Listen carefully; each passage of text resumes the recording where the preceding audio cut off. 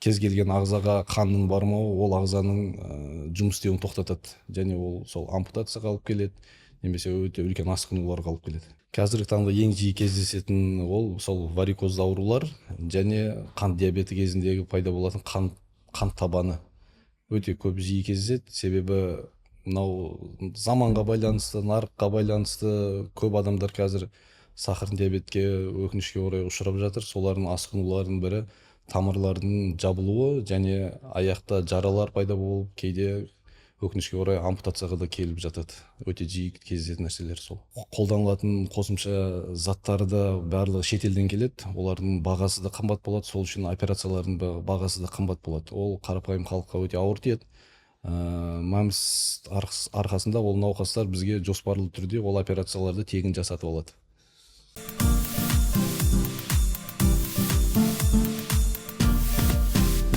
Армысыздар, құрметті көрермендер. Бүгінгі таңда денсаулық сақтау саласын қаржылық тұрғыдан қамтамасыз ету, медициналық қызметтердің сапасын арттыру және оны халыққа қолжетімді ету маңызды мәселелердің бірі. Әлбетте, бұл орайда міндетті әлеуметтік медициналық сақтандыру жүйесінің ықпалы орасан. Мәселен, қымбат бағалы күрделі ота түрлері, адам ағзасын алмастыру, қала берді миллиондаған қаржыны құрайтын жүрек алмастыру операциясы оның айнымас дәлелі десек артық айтпаған болармыз. Хирургия саласында бүгінгі таңда кең етек жайған бағыттарының бірі ангиохирургия бағыты болып отыр. Бұл сала денсаулық үшін өте маңызды, бірақ көбімізге әлі де түсініксіз әрі күрделі. Сондықтан бүгін біз осы мамандықтың мәні, тамыр ауруларының себептері, оның алдын алу және емдеу жолдары туралы әңгімелесетін боламыз. Қонағымыздың тәжірибесі мен білімі бұл тақырыпты бізге кеңінен түсініп зерттеуге мүмкіндік береді деген сенімдеміз. Жалпы студия қонағымыз талай жанның өміріне араша болған, көп жылдық тәжірибесі бар белгілі ангиохирург Әшірбаев Ерлан Дәуренбекұлы. Бүгінгі таңда дәрігер Шымкент қалалық нөмірі 1 клиникалық ауруханасында қызмет атқаруда. Ерлан Дәуренбекұлы, қош келдіңіз студиямызға. Алтын уақытыңызды бөліп сұхбат беруге келіскеніңіз үшін көптен көп рахмет. Жалпы көңіл күйіңіз қалай? Көңіл күйім жақсы, рахмет шақырғандарыңызға. Дайынбыз ғой біздің бірқатар сұрақтарымызға жауап беруіңізге. Әрине. Рахмет көп. Жалпы Ерлан Дәуренбекұлы, бірінші кезекте жалпы ангиохирург деген кім? Мәселен, ол мамандықтың жұмысы туралы қысқаша айтып берсеңіз, және науқастарда ол аурудың қандай белгілері пайда болғанда сіздерге қаралған жөн? Жалпы ангиохирург деген маман ол өте кең таралған болып есептеледі. Себебі неге? Бізде әр ағзада қан тамыры бар. Сол қан тамырлардың емдеу барысында біз көмек көрсетуге дайынбыз. Және ангиохирург дәрігері сол қан тамырлардың барлық саласында операция жасай береді, немесе ем жүргізеді. Жалпы ангиохирургия қазіргі заманауи тілмен айтқан кезде ол тілік жасайтын және тілік жасамайтын болып бөлінеді. Ангиохирургияның өзі бөлініп кеткен. Оның ішінде салалары бар. Мысалға айтатын болсақ, ангиохирургияның ішінен бөлініп шығатын флебология деген бар. Ол дегеніміз варикозды тамырларға операция жасайды. Қарапайым операциялардың бірі тек қана сол варикозға ғана. Ал ангиохирург ол бағанағы тіліксіз және тілікпен операцияны жасайды.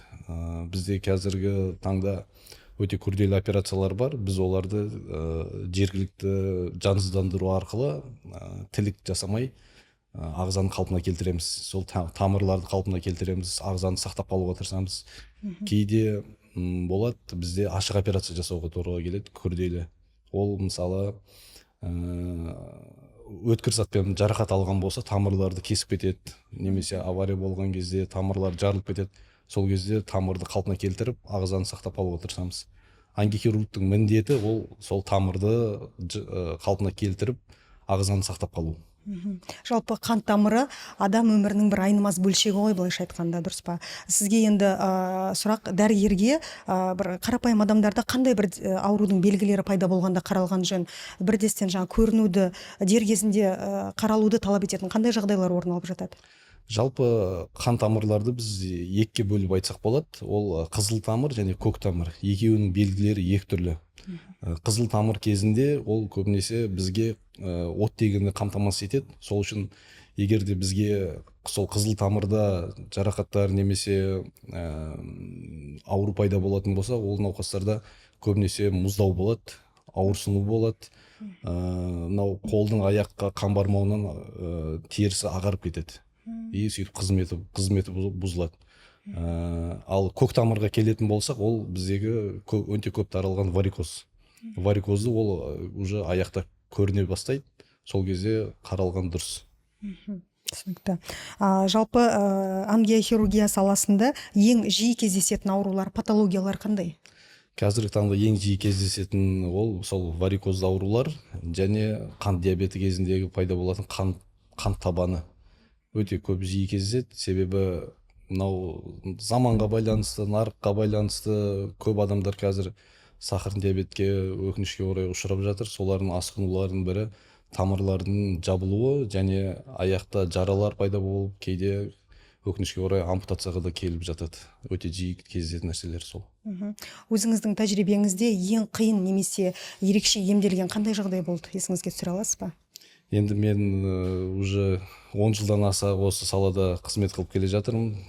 Тәжірибе барысында, жұмыс барысында өте көп қызық оқиғалар, өте ауыр оқиғалар да болды. Көбінесе ең ауыр оқиғалар бізде көбінесе жүктілік кезінде тамырда пайда болған тромбқа байланысты болады. Ол пайда болған тромб өте қауіпті және қазір өте жиі кездеседі. Сол себепті ең соңғы сол бір жүкті әйелім есімде. Ол кісі 37 аптада бізге түседі. Тамырдың ішінде тромб болады. Тромбтың қауіптілігі ол қозғалып тұрады. Кейде қозғалмай тұрады. Қозғалып тұрған тромб өте қауіпті. Ол кез келген уақытта ұшып кетеді, сосын жүрекке барып жүректің тоқтауын алып келеді. Бұл жерде екі адамның өмірі, оның ішінде баласы бар және өзі бар, екі адамның өмірін алып қалу керек. Сол кезде дер кезінде дұрыс шешім қабылдау керек, дұрыс операция жасау керек. Сол кезде аман алып қаласың. Біз ол науқасымызды Құдайға шүкір аман есен алып қалдық. Сосын операцияда жасадық. Сосын уақыты 39 аптаға жеткізіп, босандырып, дін аман екеуі жүр. Сол оқиға өте ауыр оқиғалардың бірі. Қандай керемет. Осы таяуда болған операция ғой демек, сіздерде? Бір жылдықтың ішінде болған нәрселер олар. Жалпы айта беріңіз. Бірақ бізде күнделікті ол оқиғалар көп, тамырға байланысты. Себебі кез келген ағзаға қанның бармауы ол ағзаның жұмыс істеуін тоқтатады және ол сол ампутацияға алып келеді, немесе өте үлкен асқынуларға алып келеді. Ангиохирургия саласында қазіргі таңда қандай жаңа технологиялар, қандай жаңа әдістер қолданып жатырсыздар? Олардың жалпы науқастарды емдеуде тиімділігі, пайдасы қандай, қай деңгейде? Қазіргі таңда ангиохирургия, эндоваскулярный рентген хирургия деп айтамыз. Сол өте қарқынды дамып кеткен. Себебі ол операцияның ең бірінші ағзаны сақтап қалуға мүмкіндігі көп. Және ол көз алдымызда болады. И біз науқасқа наркоз бермейміз, сосын ол кісіге тілік жасамаймыз.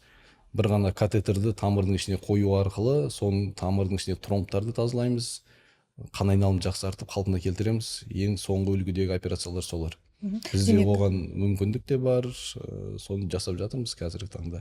Демек науқас есін біліп жатады ғой? Науқас есін біліп жатады, біз онымен сөйлесіп жатамыз. Қажеттілік болатын болса, бағанағы жергілікті анестезияны қосымша беріп отырамыз, уақытына қарап. Тамырларды мына хирургиялық жолмен емдеуде қиындықтар, қандай қиындықтар туындайды? Оның жалпы тәуекелі қандай? Жалпы ангихирург маманы көбісі білмейді. Тек қана қарапайым адамдар емес, біздің дәрігерлердің өзі көбінесе кездестірмейді, и біздегі диагноздарды көбінесе шатастырып алады. Дер кезінде қойылмайды, көбінесе асқынған жағдайда келеді.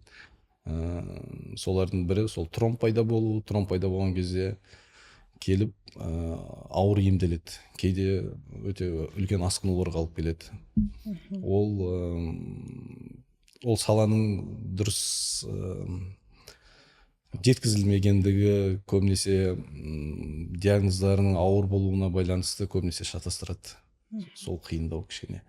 Әйтпесем, барлық адамда тамыр бар, барлық адамда ол тамыр ауруларымен кездеседі және дер кезінде келмейді көбінесе. Жалпы міндетті әлеуметтік медициналық сақтандыру жүйесі енгізілгелі, ангиохирургия саласына қандай өзгерістер орын алды? Сақтандыру барысында бізге көп нәрсе өзгеріп жатыр. Өйткені қаржылай бөлу, бағанағы заманауи аппараттардың бізге алынуы, мысалы айтатын болсақ, ол өте қымбат аппараттар болып есептеледі. Барлық жерде ол қазір тек қана осы облыс орталықтарында, үлкен қалаларда ғана бар ол аппараттар. Сол аппараттарды бізге қолжетімді қылып бізге алып беріп жатыр. Біз сол аппараттармен науқастарымызға дұрыс көмек беріп жатырмыз. Сол жағынан пайдалы. Және соңғы сұраныстарға біз енді әлеуметтік желіде немесе былайша да хаттар жазып, ол операциялардың бағасын көтеріп талап етеміз. Құдайға шүкір, олардың бәрі талаптар орындалып жатыр, жай. Көп жағдайда жалпы шағымда түсіп жатады, ол жасырын емес, мәмс қаражаты жеткіліксіз болып жатыр деп. Жалпы осы күрделі операцияларды мәмс жүйесі арқылы қаржыландыру туралы не ойлайсыз? Пациенттерге оның пайдасы қандай? Мына қалта шығынын азайтады ма, жоқ па? Осы туралы кішкене тоқталып өтсеңіз. Әрине, біздегі қан тамырына жасалатын, бағанағы айтып отырмын, заманауи аппараттар болғаннан кейін оның қолданылатын қосымша заттары да барлығы шетелден келеді. Олардың бағасы да қымбат болады, сол үшін операциялардың бағасы да қымбат болады. Ол қарапайым халыққа өте ауыр тиеді. мәмс арқасында ол науқастар бізге жоспарлы түрде ол операцияларды тегін жасатып алады. Ерлан Дәуренбекұлы, биыл жалпы мәмс және медициналық көмектің кепілдендірілген көлемі пакеттеріне біршама өзгерістер енгізіледі. Яғни мемлекет басшысының тапсырмасына сәйкес қос пакет біріктіріліп, медициналық қызметтің бірыңғай пакеті іске қосылмақ. Бұл тұрғыда бұл өзгеріс медициналық қызметтердің қолжетімділігін арттыруға септігін тигізеді ме? Және жалпы мына өңірлерде тұратын азаматтарға несімен тиімді болады? Ол қазір пакет туралы, біріктіру туралы бізге түсіндірме жұмыстары жүргізіп жатыр, бірақ әлі заң күшіне енген жоқ. Ол пакеттің бізге ыңғайлылығы ертең пакетті біріктірген кезде біздегі медициналық көмектің несі кеңейеді, көмек көрсету кеңейеді науқастарға, және біз дәрігерлерге түсіндіру оңай болады. Себебі екі пакет деп отырғанымыз, ол сақтандыру бар, сақтандыру жоқ. Бірақ сол сақтандыру жоқ науқастардың өзінде тегін медициналық көмек көрсететін тізім бар еді. Ол тізімге бірақ көбісі кірмейтін, оның несі тізімінде аз еді. Қазір сол тізімді кеңейтіп, сол заң аясында біріктіріп жатыр. Ол дегеніміз бізге дәрігерлерге де, науқастың өзіне де жеңілдік тудырады. Және сол біріктірудің арқасында науқастар кепілдендірілген тегін ем алады. Жоспарлы түрде немесе жедел түрде болған жағдайда да. Бұрын біз бәрін бөліп жаратынбыз, жедел немесе жоспарлы түрде деп. Осы пакеттерді біріктірсе, кішкене болса да жеңілдіктер пайда болады деген ойдамын. И ол біздің науқастарға да жеңілдік тудырады деп ойлаймыз. Өйткені келіп жатқан науқастарға көбінесе сұрақ туындайды, біз мәмс төлеп жатырмыз ғой, неге біз ем аламаймыз деген сияқты. Немесе біз Қазақстанның азаматымыз, неге біз ем аламаймыз деген сияқты. Оның бәрі рет-ретімен уақытша шектеулер деп ойлаймын. Болашақта бәрі қалпына келіп, рет-ретімен жақсарады. И ол біздің науқастарымызға да кішкене болса да жауапкершілік тудырады деген ойдамын. Әр науқас өзінің денсаулығына жауапкершілікпен қараса, сол дұрыс болады. Дер кезінде қаралу керек, дер кезінде анализдер, емханаға барып деген сияқты, асқындырмай. Сол кезде емнің сапасы да дұрыс болады. И халықтың несі, не дейді андай, отрицательный эмоциялар болмайды, түсініспеушілік дұрыс болады. Теріс пікір пайда болмайды, жалпы халыққа да дәрігерге де тиімді дейсіз ғой демек. Теріс пікір болмайды. Именно мәмс бойынша қазіргі таңда өте көп сұрақтар мәмске. Әлбетте. Ол қазіргі таңда барлық жерде, әлеуметтік желіде де, жалпы бұқаралық ақпарат құралдарында да кең насихатталып жатыр. Енді өзіңізге осы саланың кәсіби шебері, жалпы осы саланың маманы ретінде бір сұрақ. Осы міндетті әлеуметтік медициналық сақтандыру жүйесінің шеңберінде қаржыландыру арқылы ангиохирургия саласында болашақта қандай өзгерістерді көресіз? Енді өзгерістер болып жатыр қазірде. Енді сол мәмстің негізгі мақсаты сапалы медициналық көмек көрсету. Мынау Европада немесе шет елдердегідей сапалы медициналық көмек көрсетуді жақсарту мақсатында осындай қаржылық неге тіреледі ғой. Оның бәрін алып беру керек, соған қаражат керек. сол сақтандырудан түскен ақшаға сол біздің жағдайымызды дәрігерлерге жағдай жасап береді деген ойдамыз. Және әр науқасқа бөлінетін ақша бағанағы дұрыс бөлінеді деген ойдамын. Жақсы. Жалпы ангиохирургия саласында маман тапшылығы байқалады ма? Жалпы ангиохирургтар Қазақстанда қаншалықты жеткілікті деп ойлайсыз? Ангиохирург маманы жалпы Қазақстан бойынша өте тапшы. Себебі қалай түсіндірсем екен, мына бізде Шымкент қаласының өзінде ангиохирургия біздің мекемеде ғана бар. Осы қаламызға 24 сағат 7 күн бойы қызмет атқарады осы ангиохирургия бойынша. Басқа емханаларда ол ангиохирург дәрігері жоқ. Олардың бәрі бізге жоспарлы түрде келіп қаралып кетеді. Және енді клиникаларда, басқа частный клиникаларда бар. Олардың бірақ айналысатын саласы басқаша, кішкене толық қамтымайды. Көбінесе кішкене ғана ем-дом көрсете алады, толық ем ала алмайды. Ол кезде бізге жіберіледі. Ал мынау аудандарды айтатын болсақ, аудандарда мүлдем ангиохирург жоқ. Олардың бәрін уақытын келе толтырамыз деген ойдамыз, оқыту, білім жетілдіру арқылы. Бірақ олар өте тапшы бізде ангиохирургтар. Жалпы қан тамырлары ауруларын ерте анықтауда мына скринингтік тексерулердің маңыздылығы қандай, және оны өту маңызды ма азаматтар үшін? Өте маңызды сұрақ. Және мынау чекап деп айтамыз ғой. Ол міндетті түрде жасалып, қан тамыр дәрігеріне қаралған дұрыс. Көбінесе енді қазір бізде протокол бар, ол протокол бойынша сол қан тамыр ауруына бейім науқастарды бізге жібереді. Көбінесе скрининг ретінде болады. Мысалға, көбінесе қан диабеті кезінде қан тамырларды асқынулары көп. Оларды бізге міндетті түрде дәрігерлер, әріптестеріміз емханадан жолдама арқылы жіберіп отырады. Біз оларды тексеріп, қарап, қажет ем-домды жазып жібереміз. Кейбіреулерін бана жоспарлы операцияға алып қаламыз, кейбіреулерін бақылауда ұстап отырамыз. Және варикозды аурулар бар, олардың бәрі созылмалы аурулар. Соларды дер кезінде қаралып, асқындырмай ем алған дұрыс. Өте қажет нәрсе ол. Өзіңіздің жалпы тәжірибеңізде ауруды ерте анықтау сатысында науқастар жиі келіп жата ма, әлде сондадан жаңағы ауруды асқындырып келеді ма сізге? Көп жағдайда. Енді науқастармен сөйлесу барысында мысалға варикозды анықтағанда көрініп тұрады, ол бар екенін біледі, бірақ келмейді. Көбінесе қорқамын дейді, жұмыс болмайды, уақыты болмайды, оған операция жасау керек, операция жасайды деп қорқады. Сондай жүріп қалады көбінесе. Асқындырып, сосын уже аяғында тромб пайда болған кезде келеді. Ол кезде кішкене операциялар жасап ем-дом жүргіземіз, бірақ ауырлау өтеді. Ал егер дер кезінде қаралатын болса, сол варикоздарды 10-15 минутта қарапайым операция жасап ем-дом жүргізуге болады.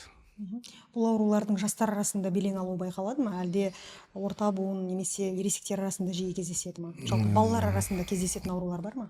Қазіргі таңда қан тамыр аурулары өте жасарып кеткен. Себебі осы 25 жаста да, 40 жаста да инфаркттар кездесіп жатыр. Кішкентай балаларда инсульт алғандар болады, ол да қан тамырына байланысты. Және қыз балдарында көбінесе варикоз өте жиі келеді. Мынау жүкті әйелдерде өте көп варикозды асқынулар келеді. Тек қана аяқтың емес, және жамбас қуысының варикозды, матканың варикоздары кездеседі. Оның бәрі жасарып кеткен, қазір өте жиі кездеседі. Жалпы жаңа айтып өттіңіз, жеке клиникаларда да бар деп. Көп жағдайда азаматтар жеке клиникаларда жасатқылары келетін жағдайлар орын алып жатады. Бірақ ол қаншалықты дұрыс шешім деп ойлайсыз? Жеке клиниканда айтқаным, ол жерде толық ем жүргізе алмайды. Өйткені бағанағыдай заманауи аппараттары жоқ, ол өте қымбат тұрады. Енді болашақта егер спонсорлар тауылып жатса, егер ол аппараттарды сатып алса, ол жерде мамандар ол емді жүргізеді деген ойдамын.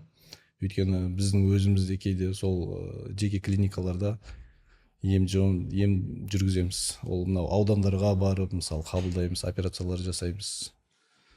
Ол толық болмайды, бірақ дәл қазіргі жағдайда жеке клиникаларда қан тамыр хирургиясына толық ем ала алмайды. Осы сіз жасаған қан тамырларына жасаған операциядан кейін науқастың толық сауығып кетуі мүмкін бе, әлде жалпы кейін көптеген оңалтулардан өтуі қажет пе? Әрине ол толық ем алып 100% емдеп жібереміз. Ол қай диагнозға байланысты, қай уақытта келеді, асқынған жағдайда, асқынбаған жағдайда соған байланысты. Бірақ көп жағдайда егер біз операция жасайтын болсақ 100% оңалтып жақсартып жібереміз. Демек күтім жасап оңалтудан өтсе толық айығуға мүмкіндігі бар Әрине науқастарда. мүмкіндігі бар, иә. Осы орайда өзіңіз науқастарға қандай кеңес берген болар едіңіз? Уақытында емханаға барып қаралу керек. Тек қана ол біздің ангихирургиялық ауруларға байланысты емес, жалпы өзін барып тексеріп отыру керек. Жылына 1 рет болса да, жылына 2 рет болса да. Егер де ол емханаларда сол диагноз қойылатын болса, дер кезінде бейінді маманға келіп, мысалы ангихирург бар, кардиохирург бар, кардиолог бар деген сияқты мамандарға келіп, қаралып, сол сұрақты талқылап, емін алып кеткен дұрыс. Өйткені ол бір пайда болған нәрсе өздігімен кетпейді ешқашан. Қайтып бәрі сол созылмалы түрде кейін асқынуға алып келеді. Ол асқынған жағдайда өте ауыр өтеді емі. Сол үшін уақытында келіп қаралып кеткен дұрыс. Жақсы. Ерлан Дәуренбекұлы, қателеспесем, сіз бұған дейін елордамыз Астана қаласындағы медициналық ұйымдарда қызмет атқарған болатынсыз. Енді осы кәсібіңізді, жалпы дәрігерлік қызмет, еңбек жолыңызды Шымкент қаласына келіп, жаңағы өзгертуіңізге не түрткі болды?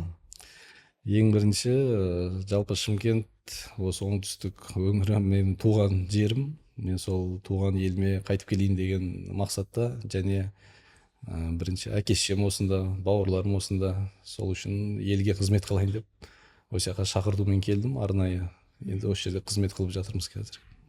Иә, көптеген науқастардан да естіп жатамыз, әлеуметтік желіде де байқаймыз, сізге деген алғыстары өте көп, шексіз. Жалпы алтын қолды дәрігер деп айтып жатады. Бұл әрине сіздің еңбегіңіз, сіздің әлеуметтік желі парақшаңызды белсенді жүргізетініңізді де байқаймыз. Ол жерде байқап отырсақ, өзіңізбен бірге ота жасауда қасыңызда, басы қасыңызда жүретін әріптестеріңіздің еңбегін, үлесін ерекше атап өтіп жатасыз. Осы орайда бір сұрақ. Адам өмірі аманат етілген жағдайда, операция, жалпы операционный стол деп жатамыз ғой. Сол кезде командалық қызмет маңызды ма, әлде хирургтың қолы, хирургтың шешімі маңызды ма? Жалпы мен әлеуметтік желіні жүргізудегі мақсатым ол көп көрсету науқастарға, мынау біздің азаматтарға осындай аурулардың бары, осындай нәрсеге асқындыруға алып келмеу керек, және алдын алу шарасы дұрыс болса, дұрыс уақытында қаралса деген мақсатта салам. Өйткені өте ауыр жағдайларды салам көбінесе. Түсінікті болсын, тек қана біздің азаматтарға емес, біздің әріптестерге де, олар мені көріп отырып, уже түсінік пайда болады, қандай ауру пайда болады. Өйткені осы ангихирургияға келген кезде көп сұрақтар болатын. Әріптестер көбінесе білмейді, шатасады, дұрыс уақытында жолдама бермейді деген сияқты. Сол мақсатта әлеуметтік желіні жүргізіп отырып, кең таратсақ па деген мақсат қой. Ал енді операцияға келетін болсақ, әрине ол бірінші командалық жұмыс. Мен бір өзім ешқандай күшім де жетпейді, шамам да жетпейді. Ол командалық жұмыс, бір-бірімізбен ақылдасамыз, бір-бірімізге қолдау көрсетеміз, әрқашан өсеміз, сырласамыз, дұрыс шешім қабылдауға да көмек болады.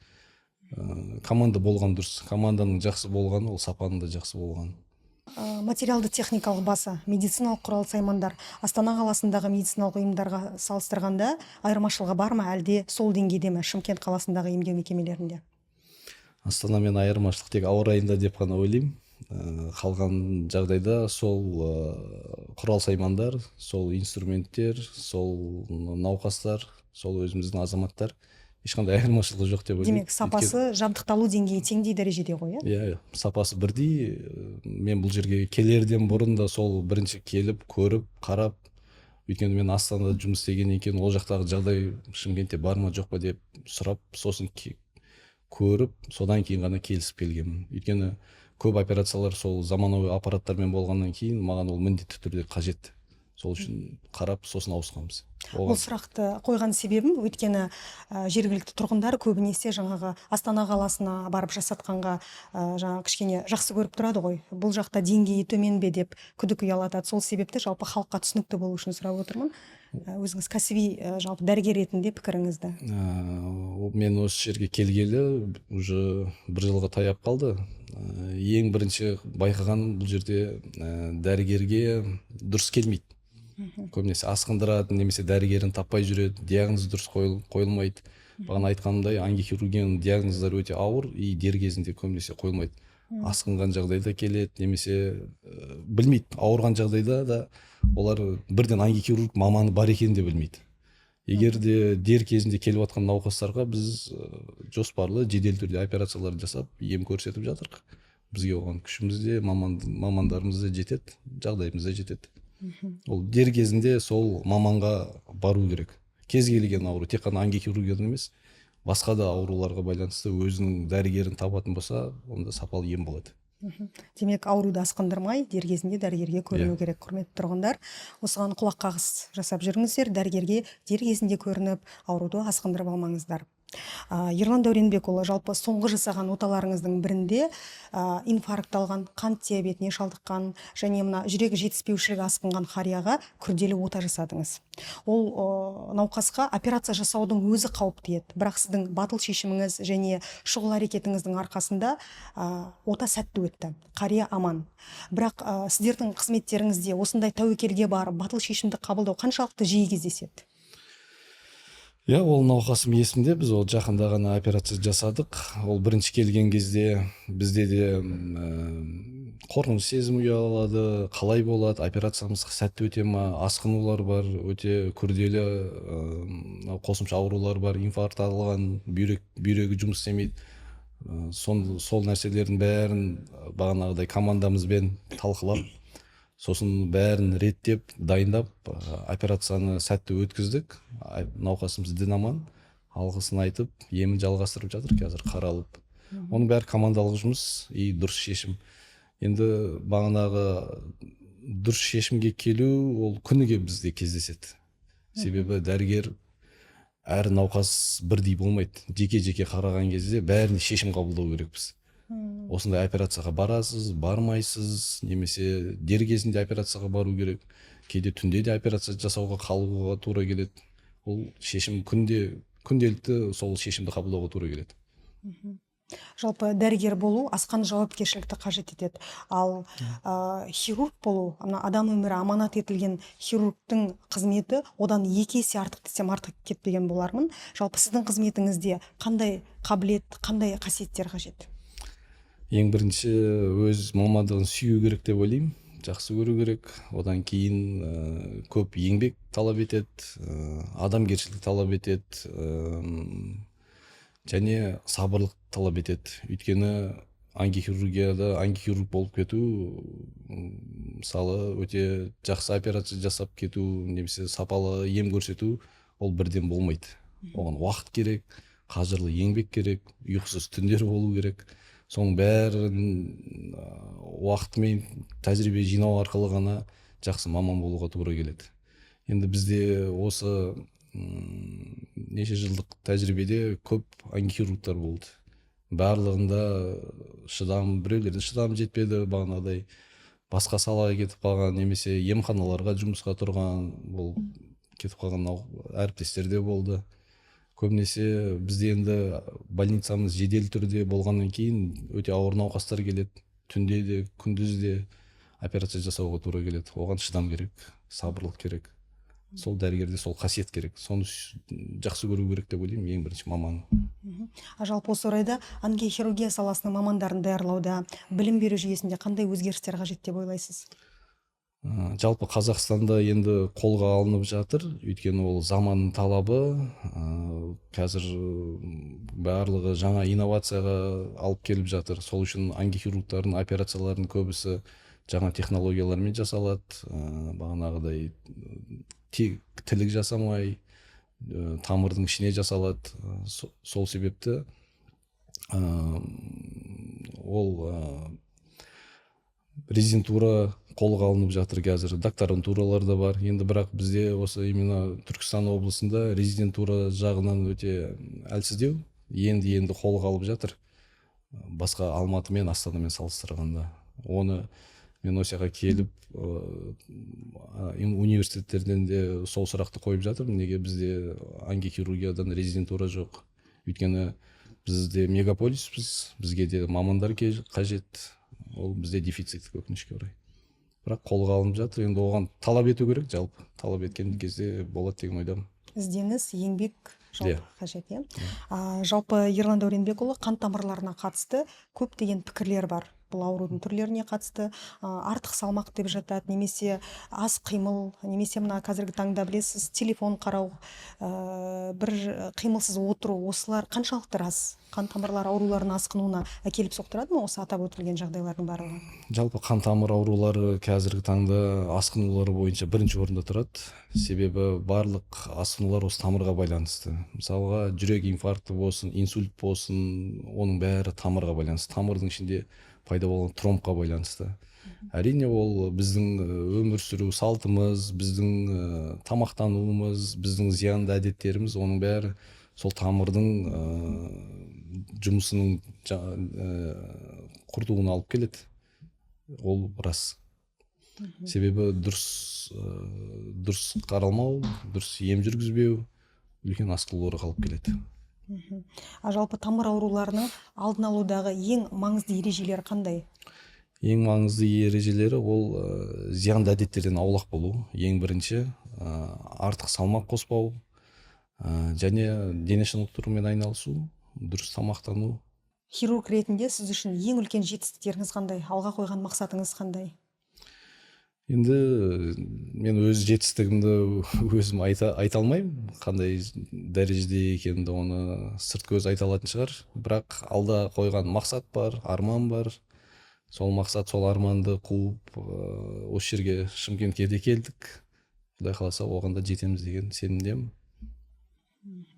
Жалпы озық технология, білікті дәрігер қызметі, осының барлығы сайып келгенде медицина саласын қаржылық тұрғыдан тұрақтандыруды қамтамасыз етуді талап етеді, дұрыс қой? Осы орайда МАМС жүйесінің орнын айтып жатырмыз, оған қатысты пікірлер де көп. Өзіңіз дәрігер ретінде алдағы уақытта қандай ұсыныс тілек айтқан болар едіңіз осы жүйені дамытуға? Енді МАМС қазір өте актуалды болып тұр ғой. Әлеуметтік желіде де барлық жерде сол талқыланып жатыр, сұралып жатыр, шағымданып та жатыр. Ең бірінші кезекте біздің азаматтармен сұхбат жүргізу керек, түсіндіру жұмыстарын жүргізу керек. Және мынау барлығын көбінесе қоятын сұрақтары ол ақша мәселесі. Сол ақшаны қайда жұмсалып жатыр, қалай жұмсалып жатыр, соны МАМС басқармасы дұрыстап көрсетсе, соны кезде бізде түсініспеушілік болмайды деген ойдамын. Тағы бір жеке сұрақ, жалпы күнделікті жұмыс сағаттарыңыз қаншалықты? 24-7 байланыстасыз ба? Қалай жұмыс графигіңіз қалай сіздің? Айтып жатады ғой, хирургтардың қызметі өте қиын деп. Сол себепті де мүмкін сіздер қатаң көрінетін боларсыздар. Қызметіңіз жалпы ауыр ма өзіңізге? Отбасыңыздың өміріңізде бір кедергі келтіреді ме? Енді барлығы ниетке байланысты, алда қойған мақсатқа байланысты. Әрине дәрігерлік жұмыс ауыр, тек қана менде ғана емес, барлық дәрігерлердің жұмысы мынау жедел осындай үлкен ауруханаларда дәрігерлерге қиындау. Өйткені бұл жерде 24 сағат 7 күн бойы қызмет көрсетеді, кез келген уақытта шақырады. Мен 24 сағат байланыстамын, кез келген уақытта шақырады. Енді күнделікті шақырады деп айтпаймын, бірақ шақырып тұрады. Кейде қалада